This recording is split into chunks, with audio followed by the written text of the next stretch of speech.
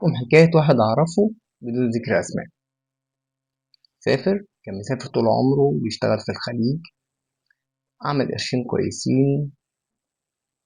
جه اشترى حتة أرض وبنى فيها بيت 4 أدوار وشطبه تشطيب سوبر لوكس حكاية يعني. مراته طلبت منه يكتب لها البيت باسمها. رفض. شقى عمري كله وتعبي، وبعدين اكتب لك البيت باسمك ليه يعني؟ عشان ايه؟ أنا لو جرالي حاجة عيالي اللي هيورثوني. صممت. رفض. عملوا مع بعض شوية مشاكل. هددته. قالت له خلاص انا هتطلق. قال لها براحتك. قالت له كده كده هاخد منك البيت. ماشي. راحت رفعت كل القضايا بقى المعروفة بتاعتكو دي اللي الناس كلها عارفاها. رفعت خلع وعملت تمكين من البيت. طبعا هو عنده 4 عيال. رفعت عليه نفقات وكل القضايا اللي هم بيعملوها عامة يعني.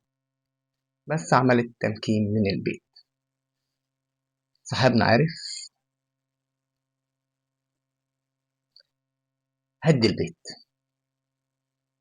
مش بقى باعه ولا شال الابواب والشبابيك زي ما الناس بتعمل، ولا كسر البلاط، ولا لا لا لا.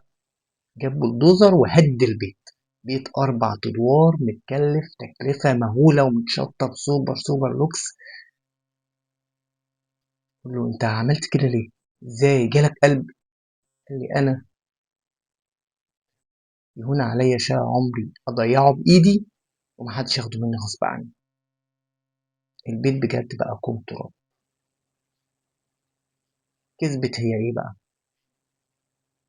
خسرت. خسرت كل حاجة وخسرت عيالها كل حاجة. شقى عمر جوزها اللي فضل عمره كله يشتغل علشان يعمل حاجة لعياله اتدمر في لحظة.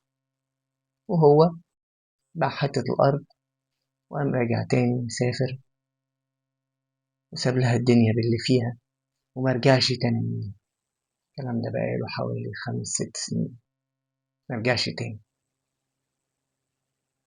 يا ترى بقى استفادت ايه هي؟